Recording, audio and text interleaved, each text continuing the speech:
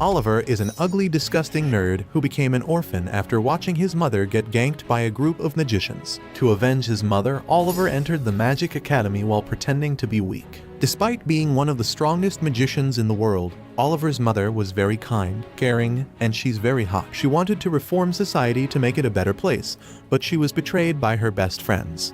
Her comrades chased her and used several spells, making sure she feels all 128 types of pain. Luckily, she was rescued by her best friend, Emmy. Emmy took her to an underground passage and then she backstabbed her. Rule number 1: never trust anybody. Since then, Oliver was adopted by his grandparents, who trained him to do a John Wick maneuver and clap that cougar Esmeralda.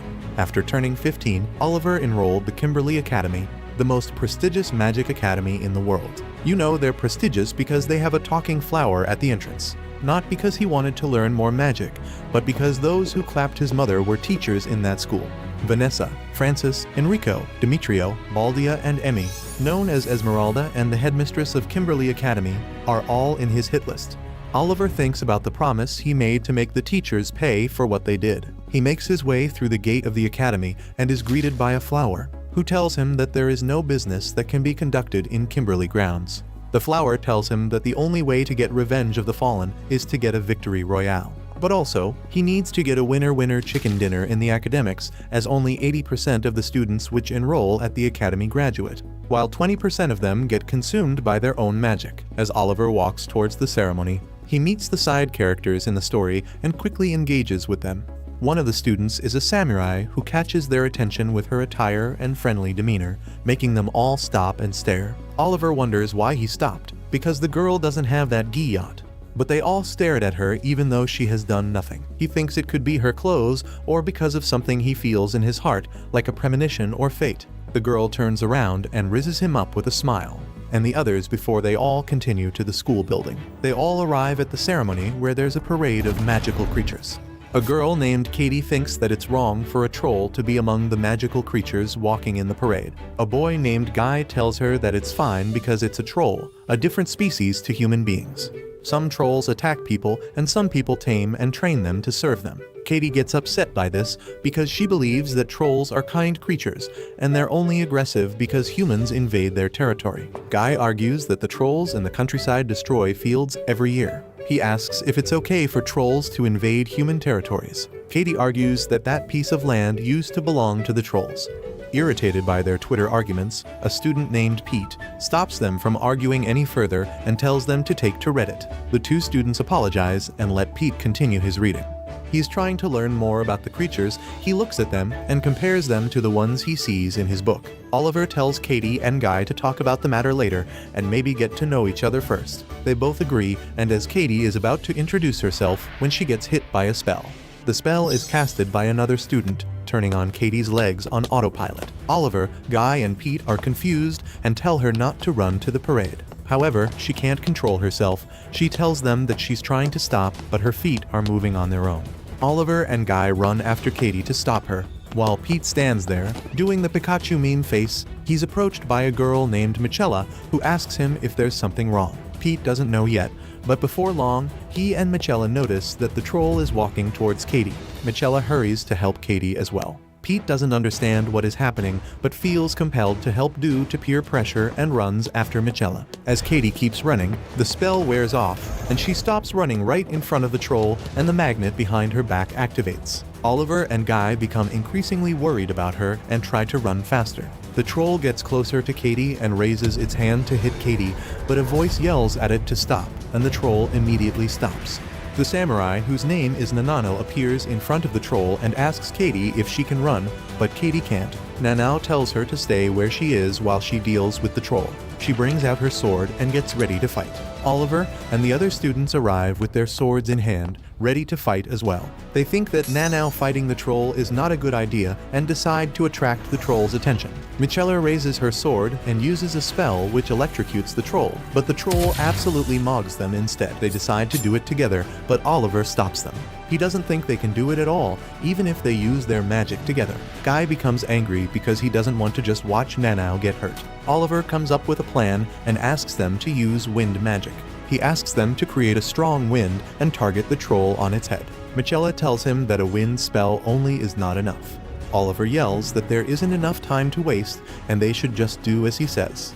They agree and generate enough wind. Oliver follows up by throwing in a different spell, which makes the wind form a dragon behind the troll. The dragon makes a loud noise, which Oliver created using a random loud noise to make it sound like a dragon's roar. The troll hears the dragon behind it and looks back in terror. This creates an opportunity for Nanao and Katie to run away, but Nanao is like, "I've been waiting for this chance my entire life," and uses this chance to attack the troll. She jumps, and as she prepares to strike the troll, her hair color changes to white, indicating her white power. She successfully hits the troll on its head, and the troll gets a severe head trauma, getting a medical bill of $78,000. Too bad he doesn't have Obamacare. After, Nanao feels like her hands are numb due to the skill she used on the troll. She tells Katie that she will carry her when her hands become better. She thanks the other 4 students for helping her by creating an opening and praises them for their spell, which she admits almost scared her. The entrance ceremony continues and the students get inside the building. Oliver chats with Nanao, and she admits that she didn't have a plan when she stood in front of the troll earlier. She says that the sword she has doesn't even have a blade on it, so it would have been a hard fight for her if it weren't for their help. Oliver tells her that she was being reckless because if their spell had failed, she would have died. Nanao cheerfully admits this and says that they saved her life on her first day of school, which means that's going to be Oliver's girlfriend for absolutely no reason. Oliver doesn't understand how she thinks, but is impressed with the skill she used. He thinks about when her hair changed colors, which made it crystal-like, allowing magic particles to easily flow through it. It signifies powerful mana circulation within the body itself. So, basically, he's like Gojo Satoru but female. After, the students meet one of the teachers, Garland, who presents the headmistress, Esmeralda. Esmeralda makes a powerful entry accompanied by her magic that leaves the students absolutely mogged, appearing like she just teleported. She welcomes them to the academy and explains what they will be doing there. The school's priorities are freedom and results, which means that if they die, it's skill issue. That's the reason why only 80% of the students manage to graduate while the other 20% ends gets wrecked. She pours a liquid in a glass to demonstrate a student whose magic goes out of control and destroys them. She explains that people only become crippled when they lose control of their magic and hurt themselves, or when they summon something that drags them back to where it came from. Some of them end up dead after going mad and attempting to clap their fellow students. These students are said to be so bad, they wouldn't last a minute in a Call of Duty lobby back in 2008. She then snaps her fingers to lift the students up and transports them to the banquet room and tells them to sit and enjoy. Oliver sees the other students he was with outside, and they all decide to sit together. They begin to introduce themselves, starting with Michella, the eldest daughter of the McFarlane family, and basically a product of nepotism. She asks her friends to call her Chella, and Guy jokes about her hairstyle, which she says anyone is welcome to faint upon seeing them for the first time. Next is Katie, and she thanks everyone for helping save her life. They ask her why she suddenly started running, but she also doesn't know why and assumes that someone might have been playing a prank. Michella tells them that they should talk about it later and have fun in the meanwhile. She asks Guy for his name, and he introduces himself. He's from a family of magical farmers and boasts about knowing a lot about magic vegetables that taste like meat. A vegan wouldn't know the difference. Pete introduces himself next, and he says that his parents cannot use magic, but he can turn into a cute anime girl. But they don't believe him. Michella commends him for enrolling as an ordinary person because it must have been hard to get into the school. But Pete is not flattered by this and tells her that he's not there to make friends. He's there to be a grumpy side character. He finds that Oliver is looking at him and questions his intention. Oliver tells him that he was just appreciating the book he's reading. Pete is happy to hear that Oliver knows the book, and Oliver admits that he has read it and liked it. Pete becomes excited and starts yapping like the acoustic loser he is about the little stories included in the book after each chapter. But he soon realizes that the others are looking at him fondly and become embarrassed. He then asks Oliver to introduce himself, and Oliver does so, saying that he has older cousins studying at the academy, and they're the ones who told him about it.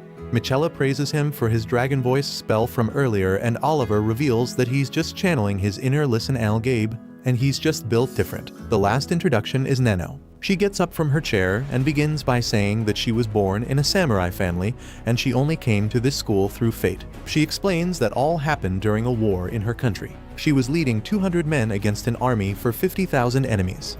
She clapped many of her enemies until she found herself alone in the enemy's camp. She was going for the life of the enemy leader, but she was stopped by his son, the strongest warrior in the clan. He briefly held her back, but she ended up cutting him down and went for his father. She asked the enemy leader to allow her to fight his son without knowing that she had just killed him. This made the enemy leader emotional because she never even took the time to know his son and killed him without hesitation. Selma then decided to get revenge on her by killing her on the spot witut asking for her name. He told his men to fight her to the death, and the men charged at her. But suddenly, their weapons stopped moving due to Nanao's anime DS. A mage suddenly appeared and explained he was interested in her talent and potential, and he didn't want her to die there as a nameless warrior.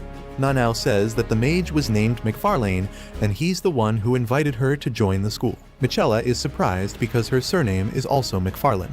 Nanao confirms that he also has a similar hairstyle. Michela realizes that it was her father who invited Nanao to the school since he's a part-time teacher there. Pete thinks that Nanao must have taken the same type of test as him to get admitted to the school, but Nanao denies this. Michela explains that it's because a teacher in Kimberly can recommend a student. This makes Pete feel embarrassed and a little jealous because he was not recommended. He gets ready and goes outside where he feels that the nanoparticles in the school area are very thick. He takes a walk and reaches a fountain where he finds Nanao taking a good, old public bath.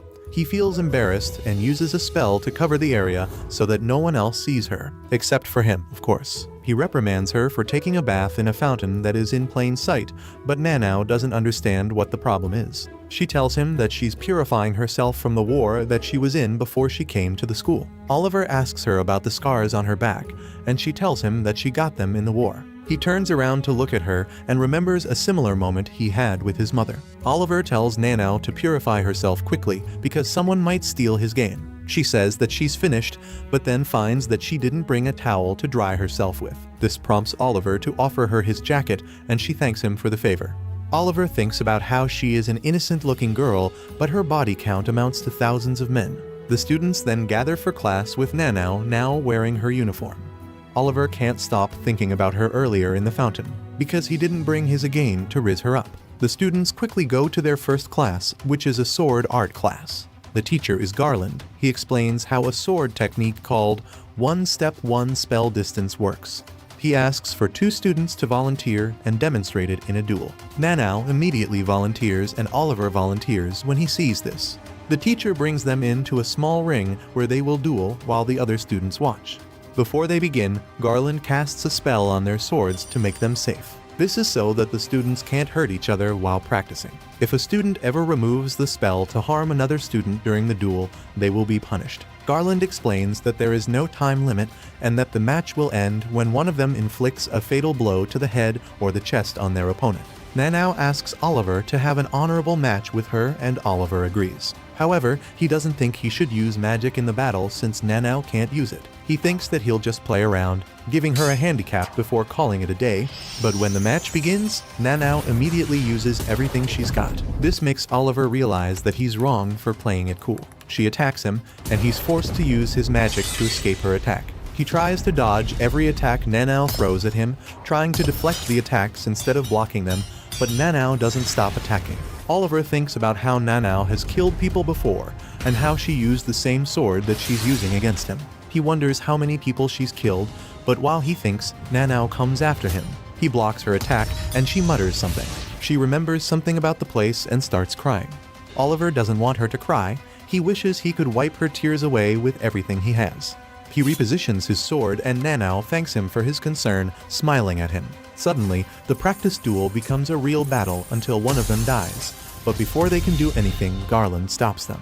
He tells them to drop their swords because that's not part of the script. They ended up breaking the Kimberly Academy OSHA regulations when they cast it on their swords without intending to. Oliver thinks about what he was about to do. He seemed to be out of his mind.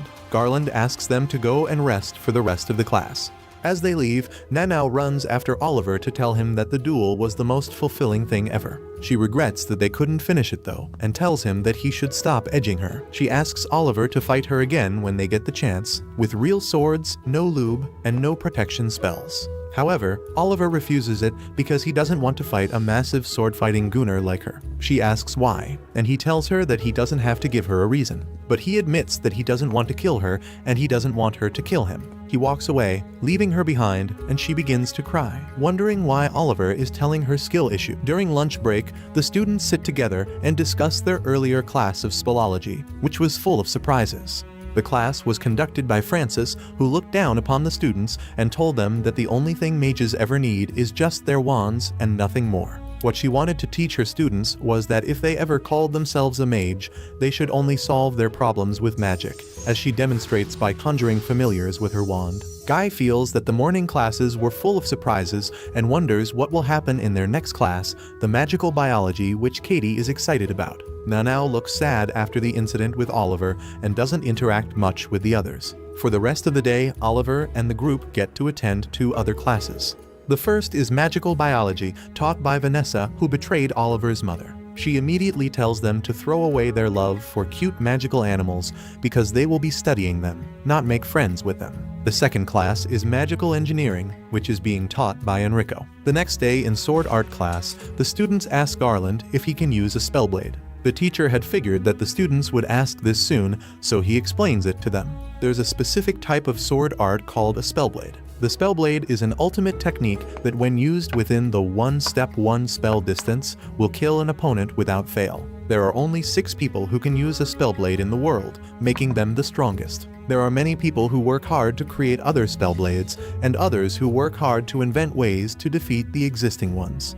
But none of them have succeeded. The 6 spellblades are a secret, and how they work or who can use them is not known by the public. This has led some people to believe that the Spellblades is actually just a massive psyops being fed to the public by the big magic. Later that day, the students hear a rumor about a labyrinth under the school, and Oliver, Pete, and Michella go to investigate it. The rumor says that the labyrinth starts to take over the school building at night. The 3 students reach the place where the labyrinth starts, but they find a dead end. However, a second later, the place transforms and the labyrinth appears around them. Michella is amazed by how the labyrinth has moved so far into the school, even though the sun has just set. Oliver tells her and Pete that new student getting lost. There is something that happens all the time, but they should not worry. There should be instructors and upperclassmen patrolling the area. They hear a female voice which expresses happiness that the students will be relying on it, making Pete excited and approach it. Oliver quickly tells him to stop as he sees a girl whose name is Ophelia. She comments about how cute the 3 new students are and how she could just eat them up, like an ovulating Fujoshi. Oliver approaches her and asks if she's an upperclassman, and if it jiggles, which Ophelia confirms. She introduces herself and grade, surprising the students to hear her last name Salvadori. A male student appears behind her and tries to hug her, but she hits him with a Denji spell, bringing him down. She asks the other students not to mind him because he needs discipline. Oliver introduces himself and reveals that he knows about her. He has read her thesis on the rapid development from interbreeding Krakens and Silas, which he thinks was wonderful because it gave him shivers. Ophelia likes that he knows about her and emits a Dami Mami Riz perfume, which makes Pete walk towards her. Luckily, Michella stops him and covers his mouth and nose to stop him from inhaling it. Pete is the only one who gets affected, making Ophelia wonder if the others can withstand it. She tells them that they shouldn't be mad because it's how her body works. She emits the Riz perfume just by breathing. She tells them not to resist her, but Oliver refuses her invitation. He tells Michella and Pete to start running, leaving Ophelia surprised. They run through the labyrinth and soon find a passage where they are stopped by a web of bones blocking their way. A new guy approaches and tells them to give Ophelia some of their time because she is a lonely woman. He introduces himself as Cyrus, a 5th-year student who looks like he should have graduated a long time ago. He tells them that he'll take care of them if they don't like Ophelia. At that moment, Ophelia arrives from behind, mentioning they are very rude for running away from her while they were still having a conversation.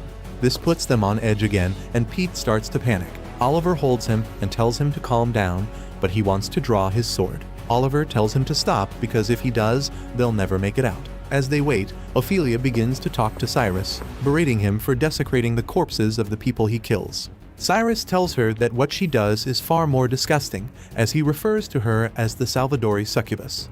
This annoys Ophelia, and she threatens him. But Cyrus isn't scared of her because he doesn't like women at all. He is your typical Reddit tier incel. This makes her furious. She brings out her sword and Cyrus activates his magic. They both use a summoning spell to use their beasts to fight each other. Oliver and the group take the chance to run away. However, Cyrus blocks their way with the bone web again. On the other side of the web, Nanao appears and approaches. The battle between Cyrus and Ophelia continues, and as they fight, Nanao stands in front of the three students and tells them to escape. She wants to join the battle, which will make it hard for Ophelia and Cyrus to come after them. The students wonder what she means, and she tells them that she is someone meant to die, and she has finally found a place to do so. She prompts them to go as she runs into the battle. However, Oliver doesn't understand what she means and decides to follow her into the battle. At that moment, another student, Alvin, ignites the beasts fighting and stops the battle between Ophelia and Cyrus. He tells them that there is a right way and a wrong way to recruit new students, and if they don't abide by his rules, they'll become the first ever rotisserie students at the end of his speech. And he tells the new students not to worry, as he will make sure that they are not harmed. He swears on his title, the student body president of the academy. He stops the fire, and another student appears and places a knife on Ophelia's neck. He introduces himself as Carlos, the fifth-year prefect and Alvin's best friend. Alvin tells Ophelia and Cyrus to get back to the depths of the labyrinth, and that he will tell them later what their punishment will be. The two leave, and Alvin and Carlos apologize to the students for what Ophelia and Cyrus did. They justify that the two were just curious about the newcomers. They help them get out of the place safely, where Oliver's group meet with their friends who were worried about them. Nanao apologizes to Katie, who was worried the most. However, Oliver interrupts her and grabs her by the collar, asking if she has a death wish. He is upset with what she did earlier, trying to do a banzai charger when she wanted to join the fight between Ophelia and Cyrus. Michela stops him and asks Nanao to explain what's going on her head. Nanao then explains that she has no desire to live any longer, which is like a typical Japanese salaryman would say. She doesn't feel joy in life, and that her life doesn't even feel real. It feels like a dream. She wanted to make her wish come true before the dream came to an end. Oliver asks her what the wish is, and she explains that fighting for revenge is not fulfilling, but fighting an opponent who respects you and accepts you is better. She tells them that at her old fighting school, they were taught about the satisfaction of fighting such an opponent. You'd fight them to the death, even though you respected them or fall in love with them. It's a satisfying moment and feeling when you get to fight such an opponent. And it's called happiness or shiawase for the weeaboos. This surprises everyone, and Nanao even agrees that it's a twisted idea. She says that she felt that moment when she fought with Oliver the other day, but Oliver refused to fight her, which absolutely edges her. She cries and expresses how sad she was that Oliver pushed her away, even though she was absolutely bricked up to the idea of fighting Oliver to death. It made her so sad that she felt detached from life and wanted to die. Michela tells her that Nanao needs to find a new way to live then. She comforts her and tells her that she shouldn't be looking for a place to die. Even if she fell in love with Oliver, who she wanted to clap, or fell in love with the sword she would use to clap him, and vice versa. She should just look at Oliver, who is right in front of her. Everyone there wants to spend their time with her because they're her friends. The others confirm that it's true because they want to have fun together with her. Oliver asks Nanao to promise him that she won't try to get herself killed no matter what happens. He also forces her to promise that she will use her sword to protect herself instead, and Oliver promises that he will use his sword to penetrate her defenses. Nanao agrees and apologizes for worrying them. She promises them that she won't ever try to throw her life away and asks them to teach her how to live her life better. The next day, they all go to alchemy class, where the teacher isn't a guy with a metal arm and leg. It's Darius, who warns them that the chemicals and potions they'll be using are very dangerous. The students begin, and Pete makes a rookie mistake immediately. Oliver sees this and becomes worried as the solution starts to spark a fire. He uses a magic spell to drop the pot in which the solution is in.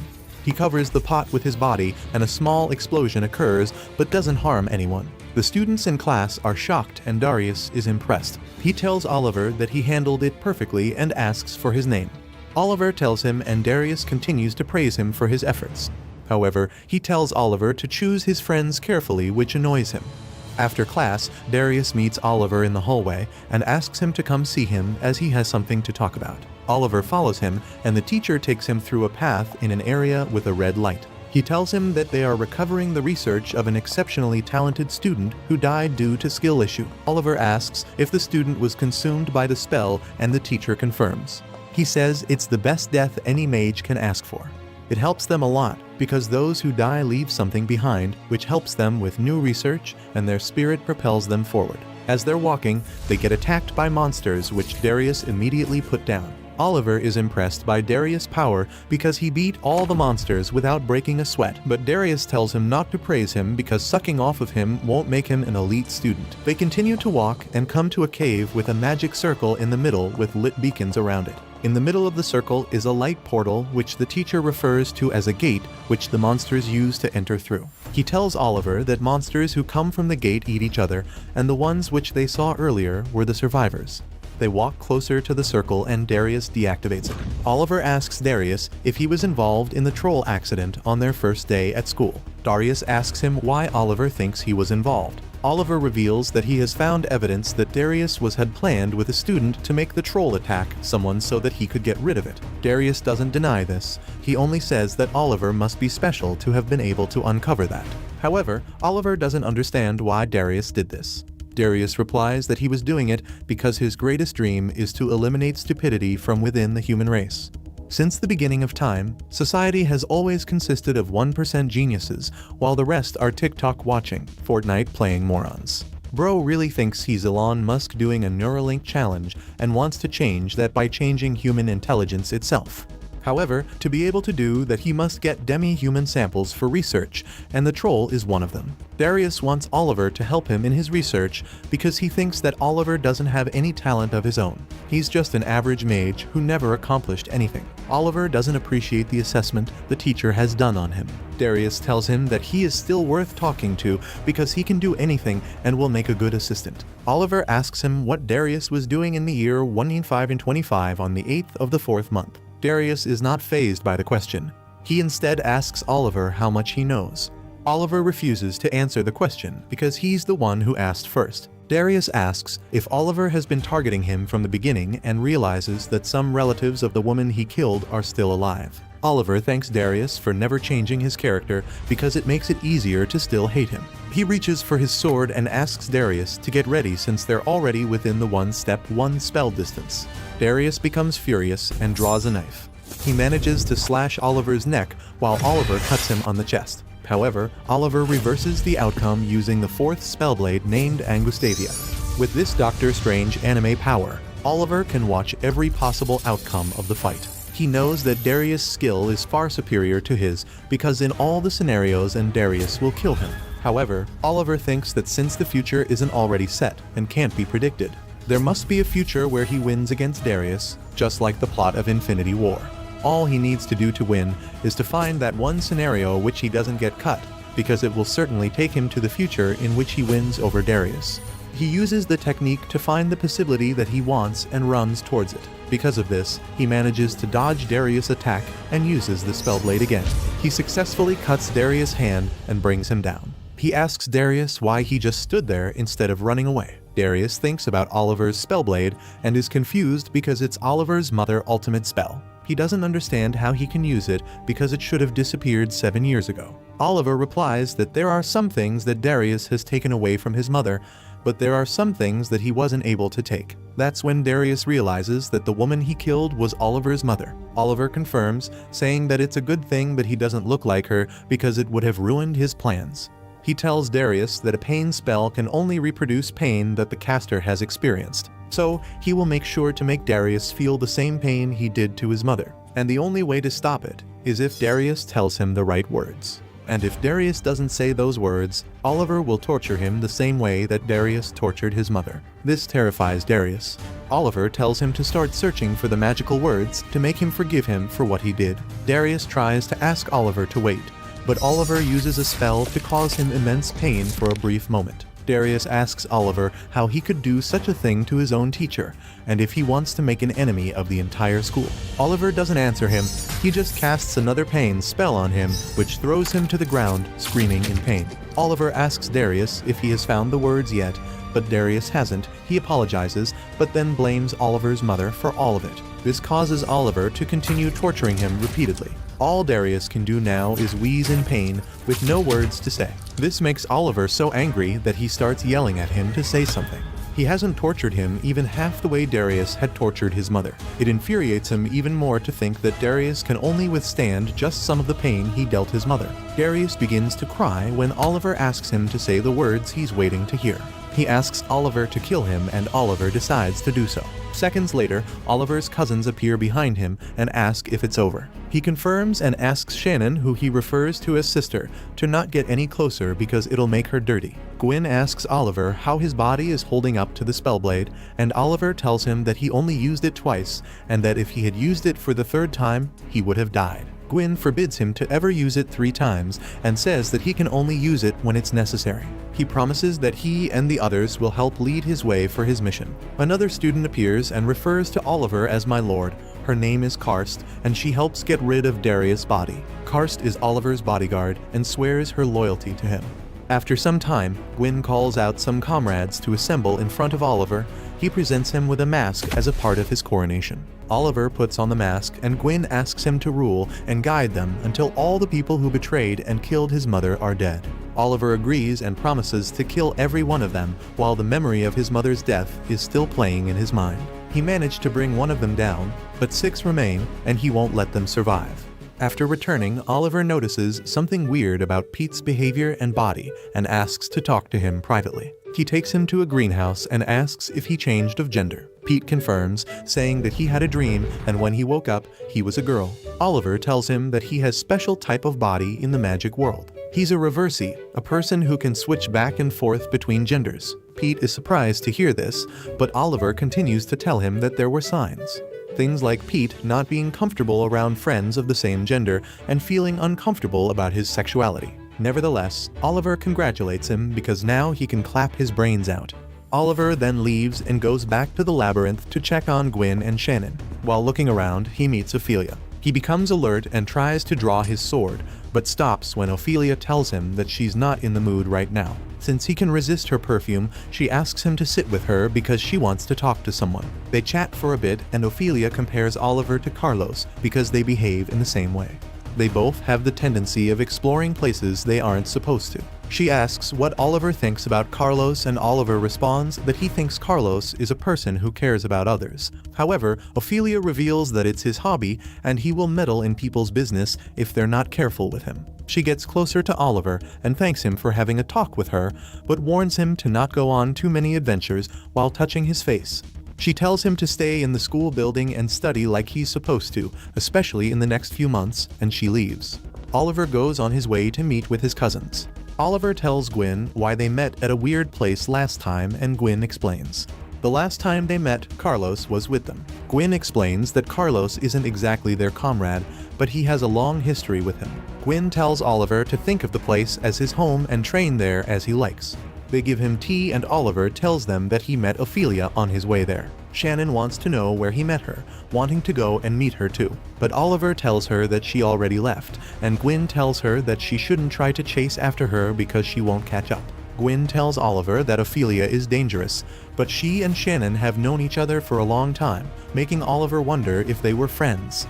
Shannon responds that Ophelia is just the type who likes to get lonely. Gwyn asks Oliver about Nanau, who Oliver said used a 7th Spellblade. Oliver admits that he isn't sure, but his intuition tells him so. Since he's also an imperfect Spellblade user, his intuition tells him that Nanau likes him. Gwyn comments that Nanau also has a charisma that makes people drawn to her, prompting Oliver to comment that his mother's broom also accepted her. Oliver is also drawn to Nanau and finds himself staring at her sometimes. He wants to help her with whatever she needs. Shannon smiles and asks if he likes her. Gwyn tells him to stay calm before he can answer Shannon. He says that the feeling of being drawn by something is of great importance to a mage. Nanau will likely be someone that changes the very essence of who he is.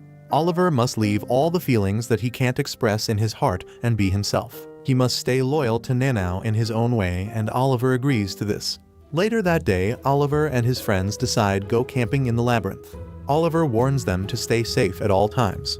They find a nice place to set up their camp and enjoy time together, eating food, sitting around a fire, and chatting. Michela comes up with the idea to name their group because she feels that they have been very close, and she's never had something so special in her life. She feels like giving the group a name would make it last longer. They all agree with her idea and brainstorm to come up with good names. Nanao gets up and walks to a wall and draws her sword. She asks everyone to do the same, and they follow her request. She instructs them to form a circle and hold out their sword to the center of the circle so that they are overlapping at the tip. This makes the swords form a rose shape, which she says that in her country is called a sword rose. This is to symbolize their bond in the present. Even if they don't stay friends forever, the sword rose will never be broken by anything. She asks to name the group Sword Roses. They all agree and get so sentimental that they get embarrassed and blush. Michella says that like flowers which grow without the fear of dying one day, the group will do the same and announces that the group will be called Sword Roses then. Oliver likes this and wants the image of the moment to be burned in his mind, so that he never forgets it. After some time, the group and other students find themselves in a forest where they get confronted by chimera monsters. They decide to run away, but Pete, along two other students, Faye and Joseph, falls down while running and gets grabbed by the monster. Oliver tries to take Pete's hand and free him, but the monster tries to grab him too, so Michella stops him and lets Pete get taken away. As the other students are being told to return to their dorms, Oliver comes running to inform the teachers about what happened. He finds out that there are reports of the same thing happening to other students as well. The teachers conclude that the reason is that Ophelia has been consumed by the spell and is kidnapping the students. This reminds Oliver of the time Ophelia told him to stay in school and not adventure outside, especially in the next few months. Ophelia tries to keep calm in her workshop. She has caged the students she took, but she hasn't harmed them yet. The student body council gets ready to confront Ophelia and get the students back, but they also blame themselves for what Ophelia has done and her getting consumed by the spell. Oliver and his friends worry about Pete since days have passed and he hasn't come back. Guy gets even more angry because the student council looks like they are slacking off. The others tells him to calm down because getting emotional isn't going to help, but so is just sitting and waiting. Oliver tells him that there's nothing they can do besides wait, but Guy is determined to try something. He wants to give himself up to Ophelia so that he can go and cook for Pete. However, Nanao tells him that dead people can't eat, and the only way to feed them is to leave something at their grave, suggesting that Pete could be dead. This makes Guy angry because he doesn't believe that Pete could be dead. Nanao tells him that she's not sure, but in her country, if 10 people went missing in war, 8 of them would turn up dead. Oliver stops her from being too pessimistic, stating that Ophelia's chimeras were designed to take people alive. So it's likely that he's still alive. Katie wonders what Ophelia could be doing to Pete, but nobody knows. Michella decides to go to the next class because sitting there and arguing about what they all don't know isn't going to help anyone. Later, Oliver goes to meet with Gwyn and Shannon. He asks them to help rescue Pete, and they tell him that they were going to go with the student council to find Ophelia's lair, which is located in the 3rd layer of the labyrinth. It's going to be hard to find the place, and they can't use their comrades' help yet, but they promise to try their best to find him. Katie goes to ask for help from Mr. Garland, but he refuses to help her at the moment because teachers have to wait 8 days before they can get involved. It's because teachers won't bail students out of trouble immediately. The students have to look after themselves. Michella meets with Oliver and tells him that she went to ask for help from her father. He told her that if she can't protect her friends, then she will lose them the minute she gains them. This made her decide to go to the labyrinth, and she wanted to tell him before she goes there. Oliver is against the idea because she could die there, but she is determined. She tells him that when the chimeras grabbed Pete, she quickly realized that they wouldn't kill him, and she wanted the rest of them to survive by not going after the chimeras. She begs Oliver to let her go because she will not be able to face Pete the same way again.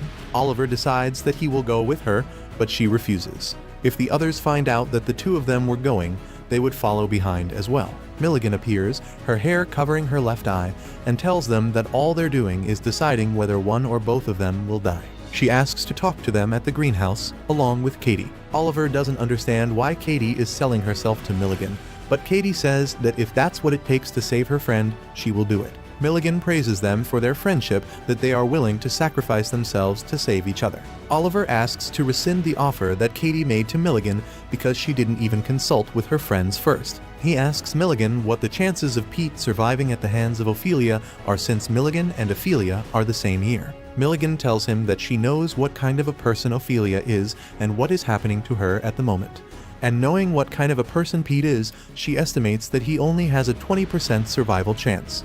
The reason is because Ophelia would do anything for her research, but what she does takes time, which is why there's even a chance for Pete to survive. However, Oliver and his friends can increase the chances if they do something. Oliver asks what she means, but she changes the subject. She talks about how her research has reached a dead end since Darius has gone missing. She wants Katie to help her because they both have a common interest in interspecies communication. She wants Katie to join her research because she was the key to giving intelligence to the troll she once encountered. Milligan proposes that she trains the students even though Ophelia is much stronger than her. They won't be able to fight head-on with her and win, but they can one her up and save Pete. Milligan will find her lair and take them there. After all is done, she wants Katie to become her research partner. Katie immediately accepts the offer. She tells Oliver and Michella that she will not let them refuse her because the deal is not too bad. However, Oliver doesn't trust Milligan. He thinks she's hiding something, and she says that figuring out what she's hiding is part of the deal. Katie begs the two to accept the deal. In the end, they accept the deal and bring everyone to Milligan. They use her portal to go to the labyrinth, but Katie and Guy stay behind. Katie is tasked with looking after a live hand, which will help her access Milligan's research notes if Milligan doesn't make it back. Katie accepts, and the group departs. Pete wakes up in Ophelia's lair and starts to panic when he sees the other students who are sleeping, with tentacles wrapped around their necks. He pretends to be asleep when Ophelia comes to tell them to continue sleeping, and that at the end, it will all be just a bad dream before leaving. The group makes it to the labyrinth and Milligan tells them about Ophelia's clan, whose ancestors were succubi. This makes them capable of mixing the natures of different species together within the womb and birth the offspring. They wanted to create the perfect life form for many generations, but they failed, which made them go extinct little by little. Now, they use their wombs to create synthetic beasts to perform a variety of tasks for them. Recently, Ophelia created the chimeras she used to kidnap the students, and that takes a lot of mana. That's why she kidnapped the students. She wants to squeeze the mana out of them in order to create more chimeras or something more sinister. Michella asks if it hurts the students, but Milligan says that Ophelia must have put them to sleep so they won't feel anything. They'll weaken by the time their vitality has worn out. When Michella asks what vitality means, Milligan explains that Ophelia drains out the semen because she only needs male mana. The group becomes concerned, and Nanau reveals to Milligan that Pete is a reversey. Oliver doesn't want her to reveal this information, but she argues that Milligan is an ally and is risking her life to help them. As they continue to walk, the group asks Milligan what Ophelia will do to Pete when she finds out that he's a reversey. Milligan responds that this will frustrate Ophelia because she'll see it as a hindrance and hurt him. So they need to hurry in order to save him in time. They reach an area where they find a chimera blocking their way to the second layer. Milligan tells the students that they need to be third years to be able to defeat it because it's out of their league, so she resolves to deal with it herself, telling them to watch and learn. Milligan charges the creature and gives the students lessons on what to do next time they're confronted by the same situation. First, they have to understand the monster's weakness. The chimera is blind and uses its tentacles to find and feel things like the decoys she created, which may be a threat to it. Second, when the students fight, they need to make sure that they weaken the monster before they go all out on their finishing blow. But at the same time, they should make sure that they don't drag the fight for too long. Third, they need to fight with a plan in mind that will eventually lead them to that final blow, which will end the fight. However, they need to be careful because the chimeras are not stupid, and even with being blind, they can still tell what's a threat and what's not.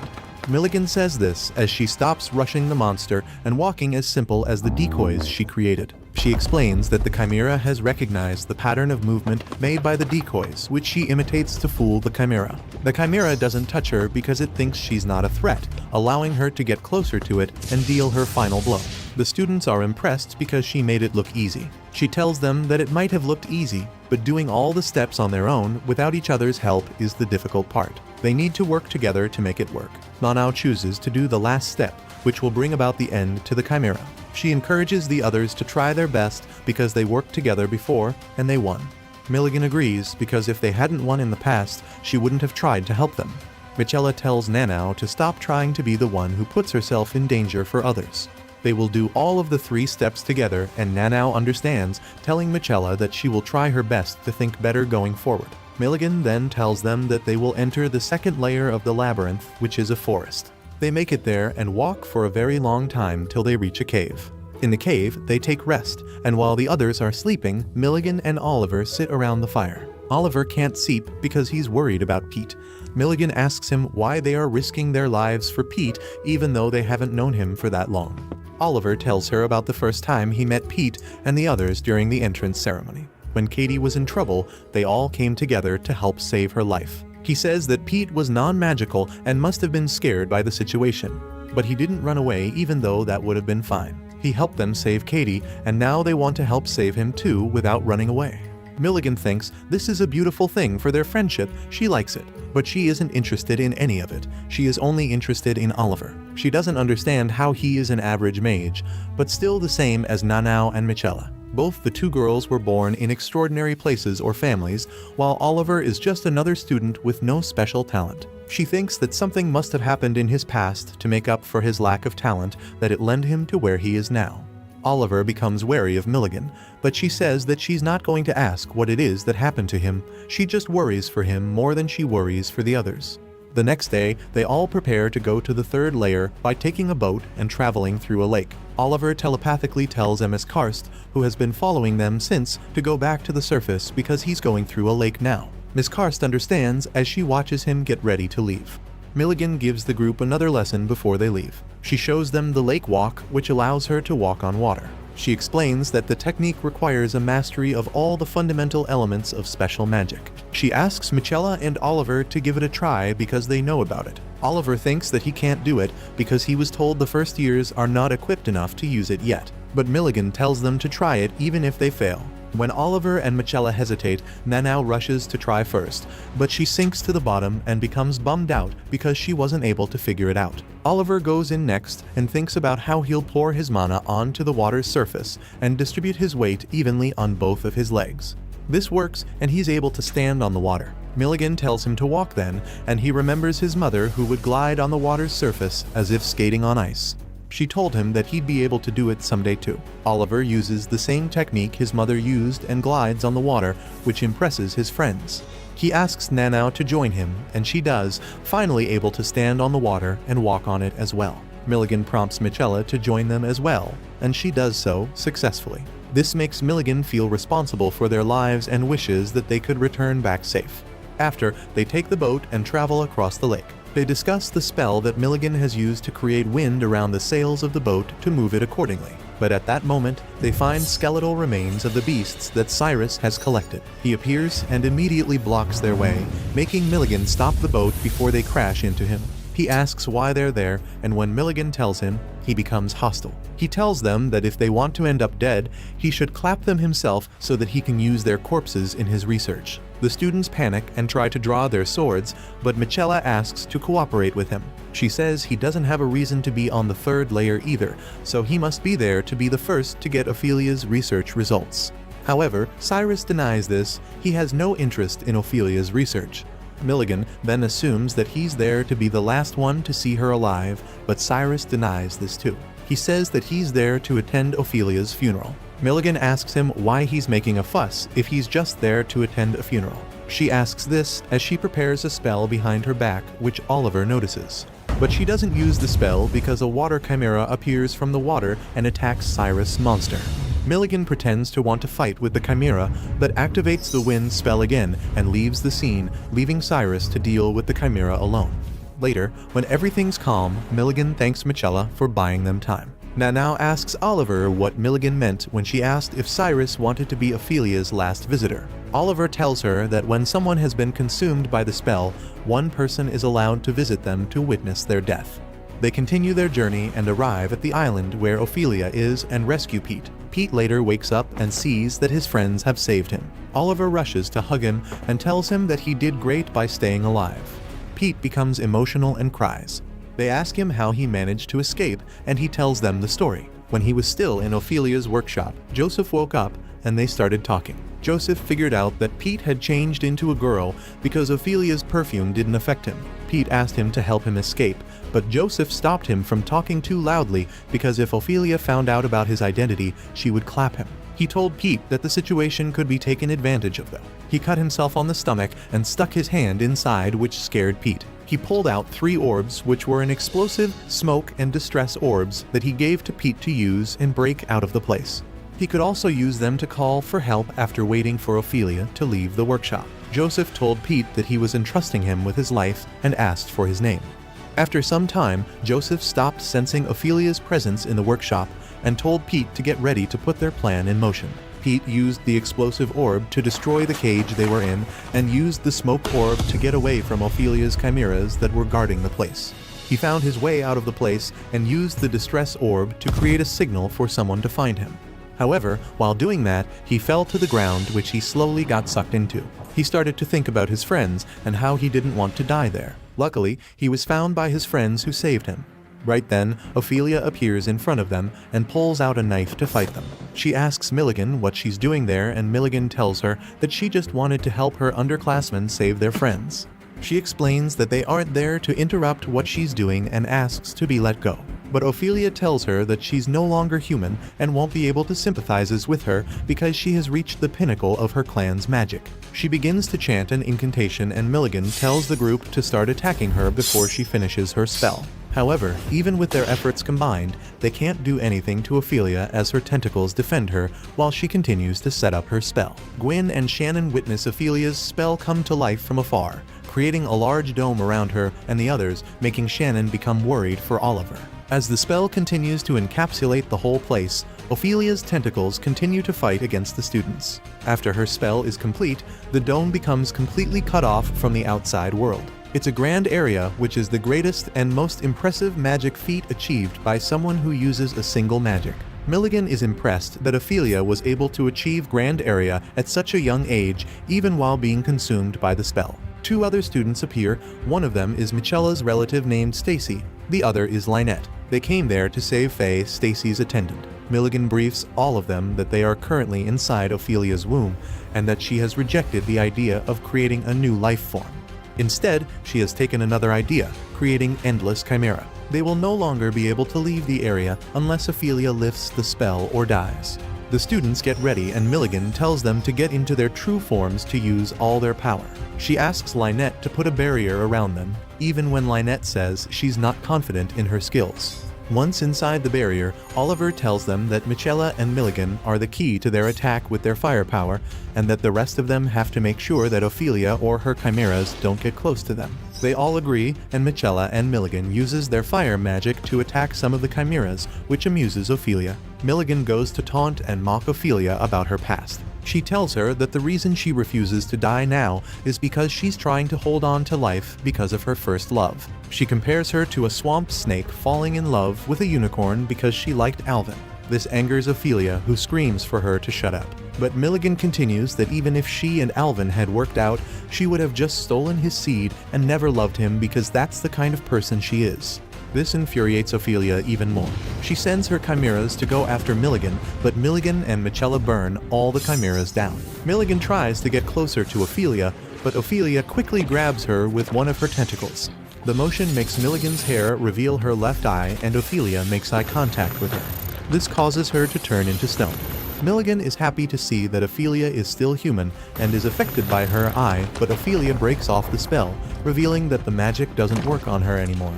She tightens the tentacles around Milligan's body, causing her pain as she begins to worry about the other students. Even when Milligan is in the worst state, she continues to taunt Ophelia about achieving the highest feat in magic, but still holding on to the past like she's innocent. This makes Ophelia decide to crush her, once and for all. She yells that they don't know anything about her. At that moment, Alvin and Carlos arrive outside the grand area and ask Ophelia where the students she kidnapped are. Ophelia brings some of them out and tells them that she doesn't need them anymore. Before she can leave, Alvin stops her and asks her to draw her sword because he's not going to just let her go. Inside the grand area, Ophelia's chimeras start to lose power and move away from the students. Oliver asks the students to create a distraction while Nanau tries to get close to Ophelia and clap her. They all agree, getting on their brooms and targeting the chimeras. The chimeras attack back, and some of the students fall off their brooms. Oliver tries not to fall, but he ends up falling as well. He shouts for Nanau to head for Ophelia. Nanau does as told, and as she's swinging her sword down to Ophelia, she sees her crying, which makes her hesitate. Then, one of Ophelia's tentacles hits her, and she falls to the ground. Oliver walks over to her, and Nanau apologizes for hesitating. She tells him that Ophelia is only a child, and she can't clap a crying child. Oliver comforts her, and they all get up to fight against the chimeras again. Michella apologizes to Pete for failing to save him, but Pete gets up and stands with her, sword in hand, ready to fight too, which makes Michella hopeful. Ophelia continues to cry for all the regrets she has and how lonely she was. She wishes she didn't have a name because if she wasn't born a Salvadori, she would have been something more than just a womb. She misses the time she worked well with Alvin and the others. Being who she is made her realize how terrifying it was to fall in love. At that moment, they hear singing and the grand area starts to break. Alvin and Carlos appear. They walk up to Ophelia and apologize for making her wait, which makes her happy to see them. Carlos walks even closer, but Ophelia doesn't want him to because her tentacles keep hitting him. However, Carlos just lets it be. Oliver runs to them, worrying about Carlos, but Alvin stops him because only Carlos can do this. Carlos tells Ophelia not to be in a rush as he takes off his choker and throws it into the air. The choker glows, and when it hits the walls of the grand area, the dome starts to crumble, and he continues to sing. Oliver asks Alvin what is happening, and Alvin explains. Ophelia's and Carlos' families had a pact, and Carlos was sent to be with Ophelia if she ever was consumed by the spell. Carlos was able to break the grand area on his own by singing his song, which was frozen in time. Oliver figures that Carlos is a castrato, which is why he has a high-pitched voice. His song resists any sexual magic that exists, which makes him perfect for Ophelia. Carlos continues to sing while walking towards Ophelia, who keeps resisting and asking him to stay away. Ophelia remembers the time when they were young and Carlos promised to always make her happy always. He gets to her and hugs her, apologizing for not keeping his promise. Ophelia continues to cry and Carlos tells her that he loves her forever and ever. Ophelia responds that she hates him and hugs him back, causing the spell around them to start lifting. The sight makes Alvin emotional. He says farewell to his best friend and Carlos says it back, but only in his mind. As the spell lifts, Ophelia and Carlos join hands and disappear together. The students are brought back to the labyrinth and Oliver meets Gwen and Shannon, who were worried about him. All the students go back to the surface where they meet with their friends and teachers. Katie is happy to see Pete and Faye reunites with Lynette and Stacy. All the other students are relieved to see the ones who were kidnapped and Joseph is among them. Oliver and his friends form their sword rose to symbolize the strength of their friendship once more. Oliver thinks that the end that Ophelia met was a better one, which is unlikely. As the friends go back to their dorms, they meet the teachers on the way and bow in respect or fear. As the teachers pass, Oliver admits that there's no point in imagining what his end will be because he knows where he's headed. His smile fades when all the teachers have passed because he can only pretend for so longer before their time to die comes. Watch this next video. See you on the next one.